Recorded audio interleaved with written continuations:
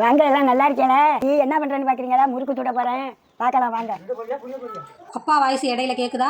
சுட பொரியா புளியா பொரியான்னு நக்கல் பேச்சு பேசிட்டு இருக்கோம். நம்மகிட்ட மாவு வாங்கினவங்க பச்சை தண்ணி ஊற்றி புளியணுமா சுடு தண்ணி ஊற்றணுமா அப்படின்னு கேட்டிருந்தீங்க. அதுக்காக தான் சரி இன்னைக்கு புளிஞ்சு காமிச்சிடலாம் கொஞ்சமா அப்படின்னு சொல்லிட்டு. ஒரு படி மாவு இருக்கும், இதுக்கு தேவையான உப்பு, 1 கிலோ பச்சரிசி, 150 வெள்ளை உளுந்து, 100 கிராம் புழுங்கல் அரிசி இதெல்லாம் வறுத்து போட்டு அரைச்சிட்டு வந்துருக்கோங்க. பெருங்காயத்தூள் கொஞ்சோண்டு, ரொம்ப போட்டிங்கன்னா சக்கச்சவேர்னு சவக்கும். கொஞ்சமாக ஜீரகம், கொஞ்சோண்டு சீரகம் போட்டிருக்கேன், எள்ளு கொஞ்சோண்டு, அவ்வளவுதாங்க. பச்சை தண்ணி ஊற்றிக்கிறேன், தேவையான அளவு ஊற்றி முறுக்கு புளிகிற அளவுக்கு பனைஞ்சிக்க வேண்டியது. அவ்வளவுதான். இப்படி தாங்க மாவு பிணைஞ்சிக்கணும்.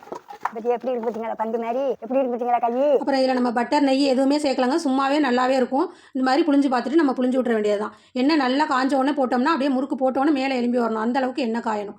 புளிஞ்சு விட்டு இந்த அளவுக்கு எண்ணெய் குடிக்கிறது குறைஞ்ச உடனே சொர படங்கினோடனே நம்ம எடுத்துக்கலாம். இருக்கா எப்படி இருக்கு பார்த்தீங்களா? காட்டி சுட்ட முறுக்கு எப்படி இருக்கு?